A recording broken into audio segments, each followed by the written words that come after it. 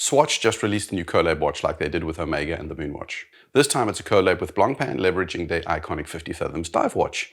We're going to talk about that. We're going to talk about Swatch's approach to the collabs, unpack the reasoning behind them, their strengths, their weaknesses, and we're going to talk about the Marvel movies and how they relate to Swatch collaborations, including this Blancpain collaboration. Let's dive in.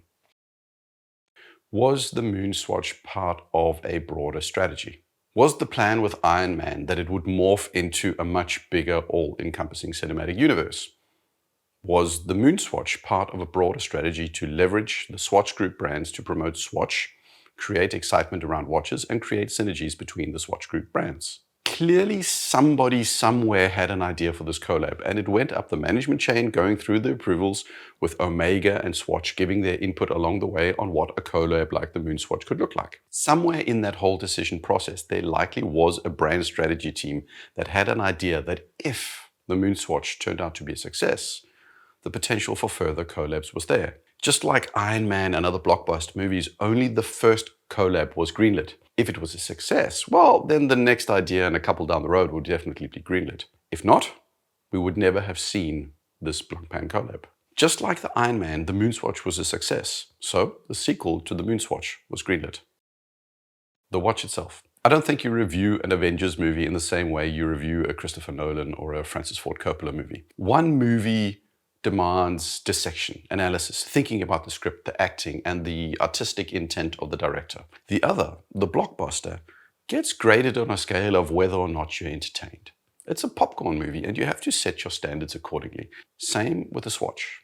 So, I like the designs. The grey and no rad orange are my favorites. The green I think is a bit much for me, but tastes will vary, of course. Swatch have put together a convincing ocean theme, which I think is really well done. The recycled plastic NATO straps, the sea creatures on the case backs, the fact that it actually has 50 fathoms of depth rating. This isn't a lazy implementation. You may think it's a bit of a cash grab and a bit over the top from a color palette perspective, but they did put thought into the theme and the designs. I also would have thought it was a disaster if they made it with a quartz movement. System 51 was the only way to go, considering Jean-Claude Biver's 1980s-ish statement that there would never be a quartz movement in a Blancpain. I think the price is a bit steep considering the normal price of most System 51 watches, but hey, it's a premium collab, so what can you realistically expect? I don't believe that these watches as a group or as a set are collectible, but if you like one, then buy one. I'm absolutely certain that most people and you will be entertained as most people are when they get a Swatch. This is a good popcorn blockbuster. The only real negative for me is that this is a plastic watch that is not repairable and therefore ultimately disposable, which for a environmentally friendly watch kind of seems a little bit disingenuous. Will I be buying one? You have to stick around to the end of the video for that answer. I'll let you know there. So how long can they keep this up? We established that in the world of movies, the performance of the latest movie defines whether sequels get greenlit. As long as these collabs rake in the cash, we're going to see more of them. In the world of cinema and Marvel blockbusters, you are only as good as your latest release. That, and you need a deep back catalog. As to the back catalogue, the MCU started out with the relatively heaviest hitters: Thor, Iron Man, Captain America, by far the strongest print characters outside of the mutant universe. Over time, they've had to dig deeper into the back catalogue, bringing out some less mainstream and ultimately more obscure characters like the Eternals, Shang-Chi, and Ant-Man, hoping that the hype around the MCU as a whole would elevate these ultimately lesser characters. If we take this analogy and apply it to the Swatch watches, we're still in the early days. They've had one smash hit, so now they're bringing out the next big superhero. But how deep is Swatch's back catalogue of options? Not very, I think. I mean, how many iconic watches does the Swatch Group actually have? Swatch Group has a ton of brands in their portfolio, but the number of watches that are strong candidates for this kind of collab, that's a different story. Hamilton Khaki Field, Glashütte CQ, Omega Aquaterra, Omega Seamaster, Omega Railmaster, Omega Seamaster 300M, Blancpain 50 Fathoms, Blancpain Bath Escape, Tissot PRX, Longines Hydro Conquest, Longines Spirit, Glashütte 60s collection, maybe Jacques Droit. I don't know, something conceptual maybe. Breguet, well, they have a cool pilot watch and some tourbillon icons, but the watches are really, really niche. Problem number one, A lot of the most iconic watches are Omega. How many times can Swatch Group dip into the Omega well for inspiration? Problem number 2. How do you take an already cheap Hamilton, Tissot, or Cetina and turn that into an even cheaper Swatch? The difference, I think, is just not big enough to justify it. I mean, how bad or how cheap does a Swatch khaki field have to be to not be a realistic real alternative to the iconic khaki field? Problem number 3. There are a couple of semi-iconic watches within the watch community, from Breguet, Glashütte to Longines, maybe Jacques Drop, but even a Hydro Conquest or a Spirit Zulu Time are not exactly household name watches. Even the Blancpain 50 Fathoms is a bit of a stretch in terms of broad recognizability. For Jacques Drop, their whole thing by now is being, kind of one design unique watchmakers. This boils down to me saying that I think the bench strength of the Swatch Group, despite their size, is actually not that impressive. It's going to take some serious creativity to continue to come up with something consistent and believable. It's not impossible. Guardians of the Galaxy were pretty niche in the print comics, and they turned out to be a smash hit on the big screen. Incidentally, since they've done the moon and the oceans, I think the next thing they need to do is either go for the field or the mountains or the skies. As I see it, you've already used your absolute heavy hitter in the moon swatch, and everything else is less significant from here on forward. I have trouble seeing any collab being stronger than the moon swatch. Not even this collab. They're going to run out of ideas eventually, sooner rather than later. Why are they doing this? Well, despite them at some point eventually running out of good ideas, I still see 5 business advantages of this model. Some are more plausible than others, but let's go through all of them. These hype drops are very popular. Brands like Supreme have built entire business models on coming up with new, hype, interesting products and collabs. It's doable. To a large extent, Swatch has been doing this for years, coming out with interesting niche collabs, the Peanuts collabs, the Disney collabs, or Mickey Mouse's. This is very much in keeping with the way Swatch brands themselves. New, novel ideas that create a brief peak in interest, only to be replaced by something new when the interest has waned. The key difference here, though, is that the impact of the moon swatch was orders of magnitude greater than any of their previous Museum of Modern Art, Mickey Mouse, or Peanuts collabs. The numbers were just much, much bigger, and this hype drop model works. 2. Short-term revenue generation. You can't separate reason 1 from reason 2 completely, but Swatch, and especially the Swatch brand, need constant foot traffic. Swatch watches are on people's wrists for a vacation, for a summer. They are, for most people, not for a lifetime watch. So they need constant renewal. The cycle that follows, $10,000 or $20,000 or $30,000 watches is much slower to materialize. People wear those watches for longer and want something with more staying power in terms of quality and design. Swatch, though, need to stay interesting constantly, and the group needs to provide dividends to their investors, who are increasingly short-sighted. 3. Keeping the stores alive. There's a reason these watches are not for sale online. I think, especially after COVID, Swatch have had a hard time. Swatch stores are everywhere. They are often in relatively premium locations, but their product is really, really cheap. Swatch needs huge amounts of volume to pay for those stores, and that means you need to drive a lot of foot traffic. It's got nothing to do with creating artificial scarcity. They benefit nothing financially from scalpers selling these watches on eBay. No, they just want people to come into the store to buy this watch, but also to buy that ubiquitous vacation watch that so many people buy, wear for a month, and then leave in a drawer somewhere. 4.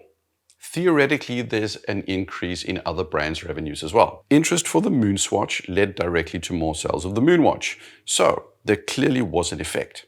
But the 50 Fathoms is almost perpetually a watch that's sold out. This is not a walk in and buy it off the street watch in most stores. The Bath Escape or any other Blancpain are not readily available, and 2, significantly more expensive than the Moon Swatch from Omega. The cheapest Blancpain is around $15,000, give or take $1,000. You might get some looky-loos in the Blancpain store, but I don't see them buying something on impulse. Longines might benefit from a collab, but what foot traffic will Breguet get from a Swatch collab? What foot traffic will Glashütte get from a Swatch collab? Will Jacques Drop sell more watches because of a Swatch collab? Personally, I'm not convinced about this argument.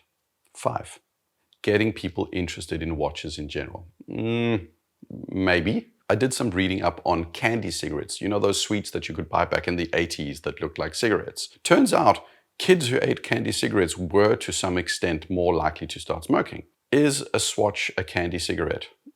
Maybe, but it likely was already. There's always that discussion of what gets you into watches, and I think it's plausible that there is some candy cigarette effect. However, it's not a strong effect in my estimation. I think there are tons of people that have had a Swatch or a G-Shock on their arm as a child that never got into watches. Some did, but all I'm saying is that it's more complicated and dependent on a whole lot of other factors. I don't believe that a Swatch Omega collab or a Swatch Blancpain collab now is going to be a statistically massive driver in getting many more people into watches in 5, 10, or 15 years. And I definitely don't see it being linear, saying just because you got a Blancpain 10 years ago that you 10 years later are going to get yourself a Blancpain. You might go out and buy a Rolex. Short version, this collab logic is in line with what Swatch has always done, just bigger. It's likely not the deciding factor in future watch buyers' purchasing behavior. The other brands are going to see limited benefits of this. Swatch needs people physically in their stores, and Swatch Group are making a ton of money in the short term and keeping Swatch relevant. The last one, that's the key. Why is this potentially a bad strategy? If I was going to point to this as a bad strategy, I would point to one key assumption. These collabs devalue the more expensive brand. Nico Leonard posted an Instagram post saying this would absolutely destroy Blancpain. It cheapens the better product. That would be the core argument. Question for you. Does your Speedmaster feel less special because of the Moonswatch? Does the 50 Fathoms or the Bath Escape become less special because of the Swatch? Am I or others likely to value a Blancpain lower because there's a cheaper version out there? I'm sure there are some watch enthusiasts out there somewhere who would say yes, I've seen it in the comments, but I don't think it will in general. Nico believes specifically for Blancpain that this is a terrible idea. My gut feeling says they'll be fine. They'll all be fine, and there's even precedent for these kind of collabs. H&M, the ultimate cheap clothing brand, has had collabs with Stella McCartney, Balmain, Versace, Karl Lagerfeld. In 2011, Fiat released the Fiat 500 Ferrari Abarth, and although not necessarily received positively by everybody, it didn't hurt the core of Ferrari's brand perception. None of these high-end brands were hurt by these collabs. I think the key, though, is to keep these collabs brief and non-recurring. A new Fiat Ferrari model would be a problem if it came out every single year. Versace launching for H&M every year would also be a problem over time. Annual Swatch by Blancpain releases would likely not be great. But one event, every now and again, they'll be fine. Time, of course, will tell, and I'm curious to hear what you think. I said that this collab wouldn't hurt the brands, but actually it might, but not in the way you think. I stand by my statement that these collabs won't hurt Omega, Blancpain, or Glasuit. To my analogy of movies, the existence of the Marvel Cinematic Universe does not impact the quality of the latest Christopher Nolan movie. Nolan can still make great movies and we'll still watch them. It's not an either or. You can watch Avatar and Avengers and Oppenheimer. But Swatch, as I have established, is doing this to catch the hype train. They want that spike in desirability that generates huge amounts of revenue. More concisely though, Swatch Group wants that spike in desirability that generates huge amounts of revenue. And that's where the problem is. The owner of Omega, the owner of Blancpain, the owner of Glasuit and Breguet want hype products, want short-term revenue gains. Listed companies like optimizing for the short term, and any concerns about long-term negative brand impacts are definitely not something they seem concerned about. They want to make popcorn movies like Avatar and the Avengers. I truly enjoy those movies immensely, but 5 minutes after leaving the cinema, I had more or less forgotten them. They made no impact on me. What signal do you think Swatch Group sends to Omega, to Blancpain, to Breguet? Are they saying, think ahead, come up with creative ideas that will last for a generation, build something sustainable, and aim for the next watch that will be an icon in 50 years' time? Or are they saying, we need a hit, we need a hit, we need a hit now? That's the Swatch.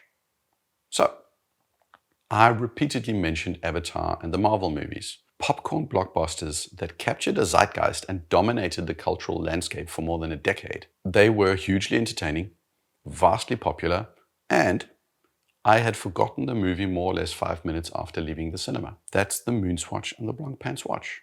Like I said, fun, entertaining, and then eventually at some point, tired, a bit boring, and forgotten by most. And then there are the moon watches and the Bathyscape and the Panomatics and the 50 Fathoms watches. These are the Citizen Kanes or the Godfathers or the Parasite movies. Movies by Hitchcock, Coppola, Spielberg. Movies with narratives and scenes and direction that make a mark in our minds and in our hearts. These are watches that leave an indelible mark on our psyche and transcend time and trend. They are something entirely different. Popcorn blockbusters and timeless classics can live side by side. What we do need, though, are movie studios that are willing to invest in the classics and not just the blockbusters. A world full of purely blockbusters is uninteresting. So I truly worry, that Swatch Group just wants us to chug popcorn and pump out Avatar movies instead of also investing in the next Shawshank Redemption or Heat or Fight Club. Breguet, Blancpain, Omega are not popcorn or should not be popcorn brands. They are capable of creating icons. We know that. But will Swatch Group let them try to make a new, memorable, special, future icon? Or will they just prioritize pumping out more popcorn watches because that's where the short-term revenue bump is? What do you think? Let me know in the comments. Like, subscribe. Oh, and before I say cheers, will I be buying this watch? Well, do you know how some blockbusters, you should go watch them in the cinemas, but you never really get around to it, and then suddenly they're out on the streaming services, and then you can't really be bothered? That's sort of where I am on this watch. I think it's a totally cool watch, but I'm not going to race down to buy one. I'm definitely not going to stand in line. I'll likely wait till the hype has died down, and in there's a risk. For me, it happened with the Moon Swatch, which I also thought was cool. But like those popcorn blockbusters, I know I'll be entertained by the Blancpain Swatch. But I won't feel like I'm losing out if I don't end up getting one. Will you? Cheers.